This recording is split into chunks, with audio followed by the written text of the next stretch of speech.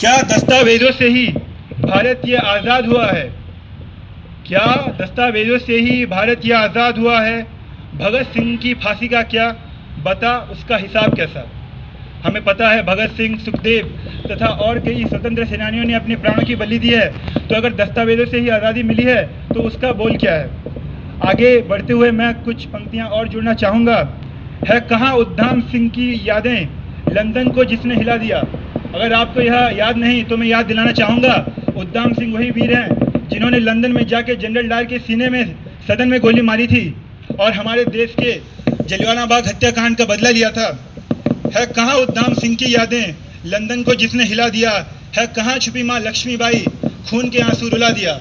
माँ लक्ष्मीबाई एक वीरांगना रही हैं हमारे देश की, जिनको आज हम भूल रहे हैं। टिकटॉक और इंस्टाग्राम के इस ज़माने में उन वीरांगनाओं का स्मरण भी ज़रूरी है।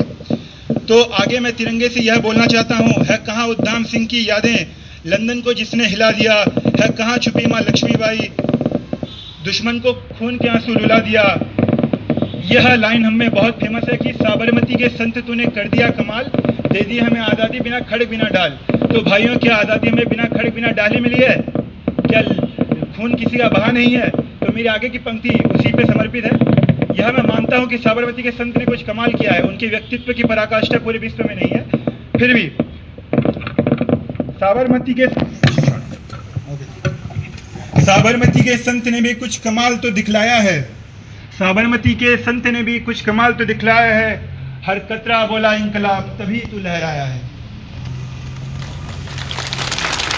इसी गति में अब यह तिरंगे से यह हमारा सवाल था, लेकिन तिरंगा ही वही है जो आज तक हमें देखता आया है। तो वह भी कुछ पंक्तियां हमसे कहना चाहता है, तो मैं इसे थोड़ा शॉर्ट में जल्दी से समर्पित करना चाहूँगा। तिरंगा हमसे कहता है, यह हो